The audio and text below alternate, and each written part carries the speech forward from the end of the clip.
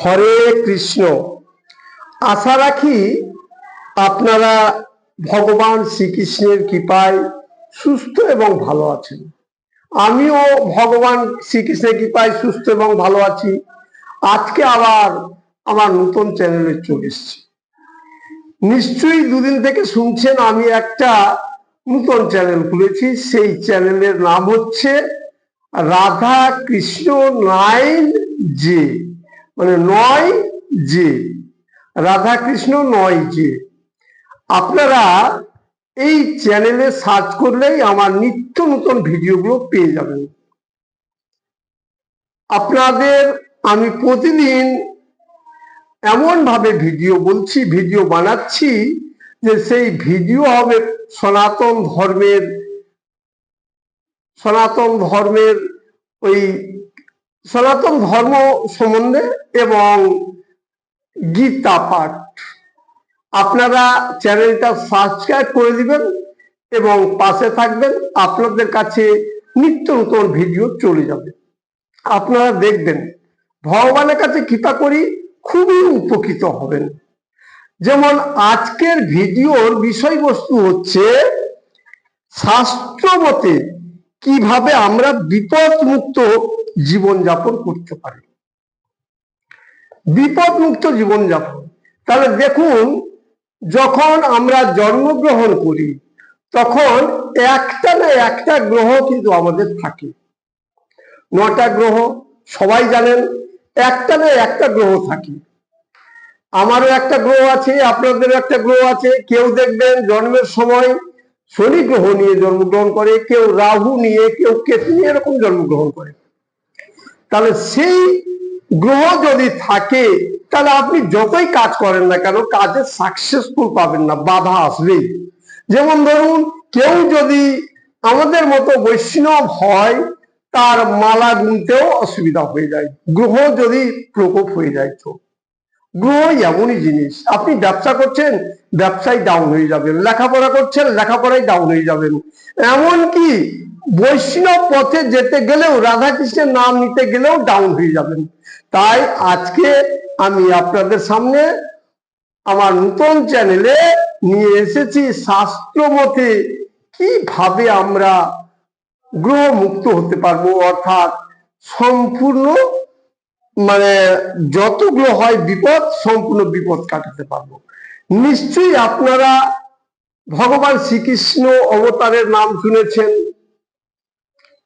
সেটা হচ্ছে নৃসিংহদেব। এইটা তাহলে আমি যা বলছি আপনাকে শাস্ত্র মতে বলছি, শাস্ত্র অধ্যয়ন করে বলছি। তাহলে নৃসিংহদেবের কি করতে হবে? সকালে উঠলেন, সকালে ঘুম থেকে উঠে আপনার প্রাত্যহিক কর্ম যা যা আছে করলেন। পেচ্ছাপ, পায়খানা, মুখ হাত ধোয়া, স্নান করা, স্নান শেষ করলেন। এগুলো কমপ্লিট করার পরে আপনি পারলে ভগবান নৃসিংহদেবের আগে বসবেন, কিংবা ভগবান রাধাকৃষ্ণের কাছে বসবেন। বসে এই যেটা আছে আমাদের পঞ্চতত্ত্ব এবং হরিনাম, সেটা জপ করবেন। যেমন আমি বলছি, জয় শ্রীকৃষ্ণ চৈতন্য প্রভু নিত্যানন্দ, শ্রী অদ্বৈত গদাধর শ্রীবাসাদি গৌর ভক্তবৃন্দ, হরে কৃষ্ণ কৃষ্ণ কৃষ্ণ হরে হরে, হরে রাম রাম রাম হরে হরে। এইটা বলে নিলেন। বলার পরে এবার করলেন কি, ভগবান নৃসিংহদেবের প্রণাম মন্ত্র বলবেন। ওম উগ্রম বীরম মহাবিষ্ণু জ্বলন্তম সর্বতোমুখম নৃসিংহ ভীষণ ভদ্রম মৃত্যু নমামি ওম। এইটা বলে প্রণাম করলেন। তারপরে নৃসিংহদেবের গায়ত্রী মন্ত্র বলবেন। ওম বজ্রনখায় ভীতময়ে তীক্ষ্ণ দষ্টায় ধীমহি তন্ন নরসিংহ প্রচোদয়াৎ। তারপরে করবেন কি, নৃসিংহদেবের 9টি নাম 12 বার করে বলবেন। কেন বলবেন 12 বার করে? 9 গণিত 12 সমান 108, 108 বার জপ করবেন। 9টা নাম, 9টা গ্রহ। আমি বিস্তারিত ভাবে বলে দিচ্ছি, আপনারা শুনুন। পারলে খাতা কলম নিয়ে নিন, লিখুন। আপনারা লিখুন, আমি আস্তে আস্তে বলছি। যেমন ধরুন, ওম জ্বালা নরসিংহায় নমঃ, ওম অবিলা নরসিংহায় নমঃ, ওম মালোলা নরসিংহায় নমঃ, ওম বরাহ নরসিংহায় নমঃ, ওম করঞ্জা নরসিংহায় নমঃ, ওম ভার্গব নরসিংহায় নমঃ, ওম যোগানন্দ নরসিংহায় নমঃ, ওম ছত্রবটা নরসিংহায় নমঃ, ওম পাবন নরসিংহায় নমঃ। এইটা 12 বার করে, 9টা নাম বললাম, 12 বার করে 108 বার জপ করবেন। তারপরে হরিনাম জপ করবেন, শেষের সময় হরিনাম জপ করবেন। হরিনামটা কি, এই তো বলেই দিয়েছি, হরের নাম হরের নাম হরের নাম হইব কেবলম কলৌ নাস্তেব্য নাস্তেব্য নাস্তেব্য গতির অন্যথা। এই হরিনাম ছাড়া কোনো গতি নেই। ভগবান নরসিংহদেবের নাম শেষ করে আপনি হরিনাম বলবেন।